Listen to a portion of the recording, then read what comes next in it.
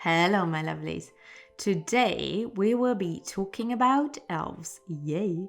Specifically about the beginning and birth or the creation myth of Tolkien's elves and their journey west to the Undying Lands. Enjoy! Tolkien's elves are similar to other fantasy concepts of immortal beings, but also very different to them. There are the elves of the Norse mythology, Germanic, mythological, immortal beings. There are fairies in Old English folktales and lore, and other similar mythological creatures. So, no, Tolkien did definitely not invent elves. The concepts of fairies and mythological, immortal, and partly magical beings has always been with us. What he did, though, was create a certain type, or let's say archetype, of these immortal beings. He gave them a name, a face, a language, and a backstory, a real history, so to speak.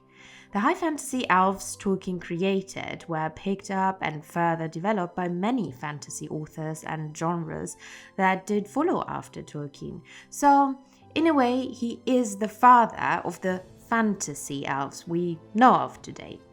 The elves in Tolkien's world are immortal, yes, but they definitely can die. And they were born once, and they go to a certain place God created for them when their mortal body dies. Talking of God, it is also important to note that the elves of Tolkien were an idea that took life and form, an idea of the one God in Tolkien's universe, named Eru Ilúvatar. He shaped the world and all beings, partly with the help of the kind of demigods or spirits, the Valar. In singing, they created the universe, and God had a mapped out plan, so to speak, for the world. He wanted to fill his creation with more of his creations. He had, next to the Vala and the lesser angels or spirits, the Maiar, two main human forms in mind, the elves and the men, his firstborn and his secondborn children. Both were partly similar, but at a closer look, they were very, very different. The concept and division of immortality versus mortality will become in later ages of the world the cause of much thrift and misunderstandings, wars, and even death. But we're not here to talk about that. I do have an interesting podcast about that topic linked here, hopefully, and in the description of this video if you're interested in the topic of mortality in Tolkien's universe. We're here today to talk about the elves, God's firstborn children. They are also named the Quendi, if you came across that name before. Let's start with their beginning. Like I said, they were immortal, but with a mortal body. Only their spirit, their Fea, was immortal. So, like all living things, they were born. The story of the firstborn elves is quite interesting if you ask me, and my personal opinion is that it is a myth itself within Tolkien's story. So, a myth within a myth. I will prove some points for that later on. First of all, they were, as the name says, born first. Born before men awoke, and awoke is actually the right word because there was no real mother that did born the elves. At least this is what the myth wants us to believe. They simply awoke. This was a story that was later told amongst the elves about their creation and the creation myth. And as many myths or stories of old, I would say, and take it with a grain of salt, and it is not proven that it's true. It reminds me very much of Adam and Eve. They were created and did not develop over time like science proved humans obviously involved. So Tolkien is very close to the Bible and that creation myth with his version of the awakening of the elves. So let's begin with the story. In the far east of Middle-earth, in the year of the trees 1050, so way before the first rising of the sun in Middle-earth, near the bay that was called Cuivienen, sorry for butchering this, the firstborn of the firstborn did awake. The place of their awakening is interesting itself. The Sea of Helkar was a great inland sea that was created when one of the two lamps that did illuminate the world before the two trees did crash and was destroyed by Melkor. The crash of the mighty lamp in the north changed the whole landscape and Helkar was created. So the elves awoke in exactly that place where a creation of the Valar that illuminated parts of the world formerly stood. A question could be, did God plan it this way? Did the lamps need to fall and create the sea so the elves could awake in the first place? Did Melkor, with his evil deeds, simply fulfill God's plan? But back to the elves. If you want me to discuss these more philosophical questions, let me know in the comments, please. Because I like these topics. The first elf to awake was called Imin, which simply means first. His wife, Iminye, awoke just after him. Then awoke the elf called Tata, which means second, and his wife was called Tatye. The last pair to awoke were Enel and Enelye, which, surprise, means third. They began to wander and explore the area of the Bay of Quivenen and came across 6 pairs of elves. They were claimed and woken by the eldest elf, Imin. Wandering further, the group came across 9 pairs of elves, and the second eldest, Tata, claimed them as his folk. At this point, the host of the elves was already 36 elves strong. Continuing their journey of exploring the area around the bay, they found 12 pairs of elves. And finally, the third eldest of the elves, Enel, claimed the pair of 12 as his people. So in total at this point, there were 60 elves. That were the actual Quendi and Firstborn elves. Those 60 began to form words, invent a language, and began singing. In the following days, they discovered more and more pairs of elves, and I do not want to go too deep into the numbers. In my personal view, the division and distinction of the elves and the 3 clans starts here in a way. As we know, there were the 3 fathers of the now forming clans or houses or races of the elves, Imin, Tata, and Enel. Imin, as the firstborn, is portrayed as the overall king of kings of the elves, and this portrayal will continue, although the names of these firstborn elves will get less important and actually forgotten. Another proof of this is a myth and not proven to be real, the real creation myth of the elves, by the way. Imin, as the eldest, had the smallest following, and the other 2 waited for him to choose the awakening elves they came across, but he never did. The next pairs they came across, tall and dark-haired elves admiring the stars, were claimed by Tata, and they were actually the forefathers of the clan that would later become the Noldor. They also came across an even larger host of elves that were singing without language. Imin still could not make himself choose them to become his people, and so Enel chose them. They later became the Teleri, or you might know them as Cinder elves. And if you now look closely at how Tolkien describes them, the later Noldor did admire the stars, but it is said they were the ones using the words, forming a language, and that was, for example, what Fëanor, a Noldor prince, later on did. He invented a language. The Teleri, as the singers and musicians of Middle-earth, they started off as singers. What I find interesting is that Tolkien says singing without words. So they needed the Noldor to give them these words to put to the music that was already in them.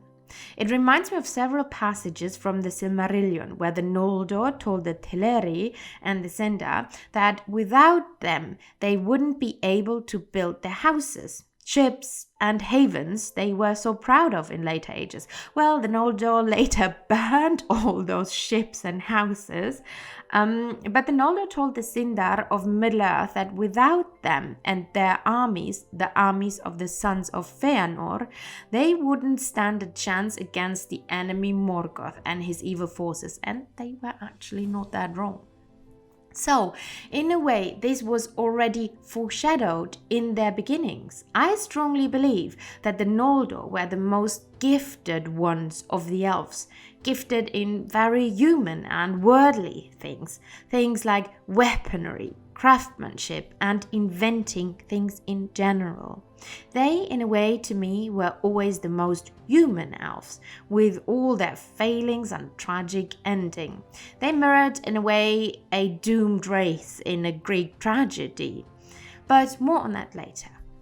There was still the number game going on. The later Vanyar, or Minyar, as they actually called themselves, the name Vanyar was given to them by the Noldor, were still only 14 elves, as we learned.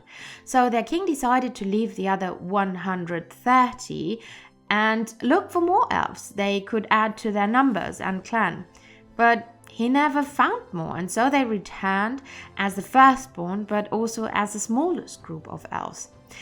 I'm not sure what Tolkien wanted to say. It could obviously be that their king Emin was too proud and thought with each discovering of more and more awakening elves that there will be a bigger and better host of elves he could add to his people.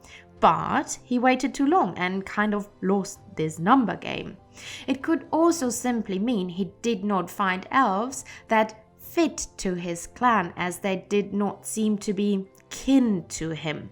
The Vanya are described as the fair elves. They had golden hair, actually very rare amongst elves.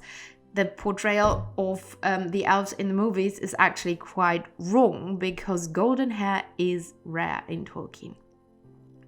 Most of them had dark hair. To me, they seem very mysterious and almost like an elite club. Their leader did not want to let in just anyone, to keep it pure in a way. We also know they loved poetry and song, and they were the ones that never rebelled against their lords and God himself, and therefore they were the most beloved elven clan of the Valar, and the closest to them. Closest, I think, also because they were the closest to the concept Eru had in mind for the elves. Closest to what the Valar had in mind when they brought them into being by song before the beginning of time. They were the purest concept of the elves of Arda and Mard, a pure version of elves basically. I kind of liked that the three houses of the elves, even in those low numbers and even in their humble beginnings, were so different. It makes them actually less boring than we think elves are, especially in the Third Age.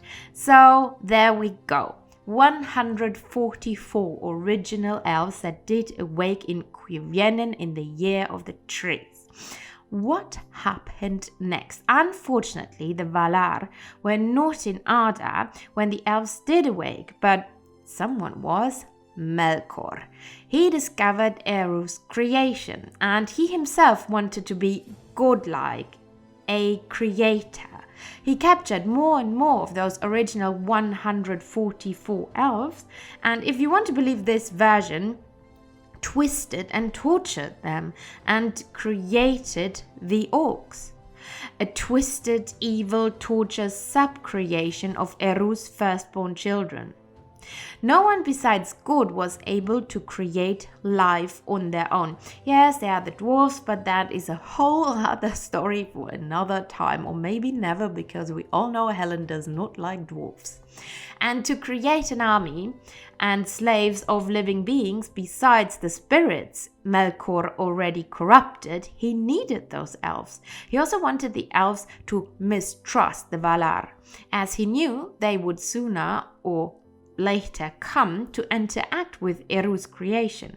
So he made them believe the Valar were the ones that captured their kin, and the elves in the beginning actually did believe Melkor's lies. That was till the first Valar appeared and convinced them the Valar were the actual good guys and Melkor was the actual baddie. The first Valar to arrive was Orome, the huntsman, who loved Arda or Middle-earth. He had great love for the newly arrived creations of God, and he could finally convince them to come with him and see the blessed realm where the other Valar lived, the Undying Lands in the west. I always find this passage and the theme of the sundering of the elves in general strange, as I do not understand it really. So Eru wanted the elves to be born in Arda, Middle-earth. Then came along Melkor, captured and twisted them and subcreated the race of the orcs from them. Then the Valar wanted the elves to come and join them in the Undying Lands where they lived. But they could not know of Melkor, so their first intent was not just to save the elves from Melkor. Was it they were selfish and simply wanted the elves with them in Valinor? Were they bored and wanted company? I seriously don't get it, and in a way I always understood the elves that stayed behind, and especially the elves that choose to go back to their actual home and birthplace. I'm talking of the elves that went with Fëanor, for example, and the Noldor. Also, many of them had other reasons to go back to Middle-earth, obviously. And then, I think it is important to differentiate between the elves that were later born in the Undying Lands in the west, someone like, let's say, Galadriel. I get she wanted to go back home because Middle-earth actually was never her birthplace in the first place. Anyway, back to the elves, as here it becomes clear that this birth story of the awakening in a way is a story, a myth the elves tell each other rather than it is 100% accurate. Why, you ask? Because names of their leaders now suddenly change and we never hear again from Imin, Tata and Enel in the story. You could argue now that Tolkien actually did write this creation myth part of the awakening quite late in life, which is correct, way later than the actual stories of the elves we know of today. This still doesn't change the fact that he simply wanted to give the birth of the elves a mythical story, a tale they could tell each other of their beginnings. So the new kings and leaders did go with Orome to Valinor to see the Undying Lands and its beauty. Those three leaders were Ingwe of the Vanyar, the firstborn and smallest host, Finwë of the Noldor, and Elwë, the king of the largest host, the Teleri. Finwë acted as the high king of all elves, as did the firstborn elf Imin before him. They went to Valinor, saw its splendor and returned to their kin to convince them to leave the land of their birth and migrate to the Undying Lands to live with the Valar. And now it gets really complicated and confusing, and I would highly recommend you to look at the family trees I made for this video, not to get confused or starting to curse me. Now the real sundering of the elves starts. Most of the Quendi did choose to go with Orome and their three leaders, but there were a few who refused to leave Cuivennen at all, and those ones are called the Avari, the unwilling. We never hear of them again, by the way, and my best guess is Melkor might actually have killed or captured many more of the ones who stayed behind. They had no weapons or anything to defend themselves, but we do not really know, and they became a myth to the elves that did choose to leave over time. The elves that did choose to leave their birthplace were called the Eldar, the West Elves who went on the great journey west. At that time, it were still all three clans of the elves that went west, but that changed. The first ones who chose not to go further west were the Teleri, the largest host. Journeying west, they split up in 5 groups. The Teleri that made it to Valinor were like all other elves that reached the Undying Lands, the Amanyar or the Kalakwendi, the light elves, because they later would witness and live amongst the light of the two trees of Valinor, and rise therefore in the, let's call it a class or ranking systems of the elves. Light does stand for wisdom, and not just pure light, as the elves living in Aman did learn many skills from the Valar and become therefore more skilled and knowledgeable and, yes, wise.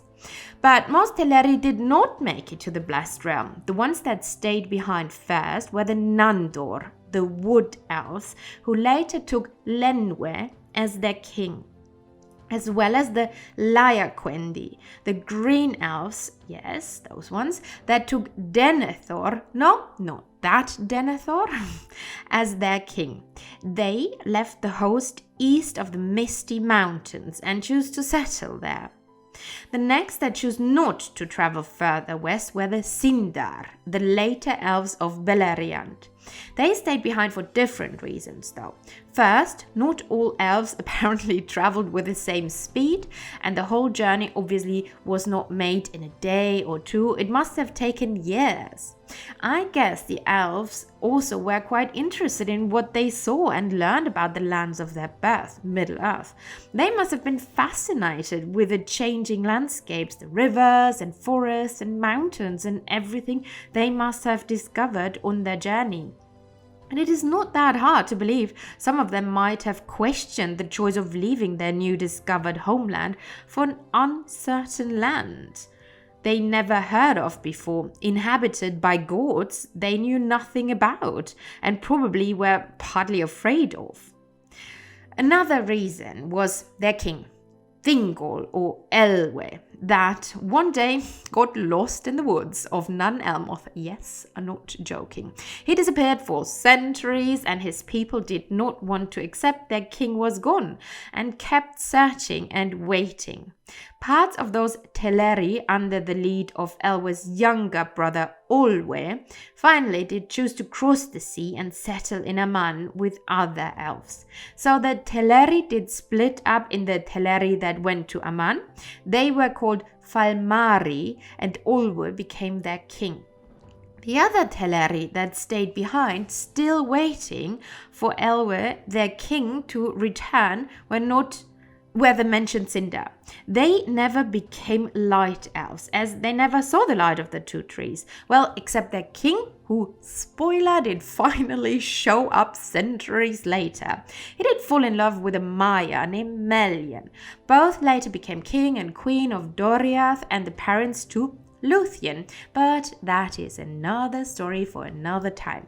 So the largest host, the Teleri, did split up, but the other two clans, the Noldor and the Vanya, made it both to Aman, where they settled and built cities and grew in numbers and wisdom.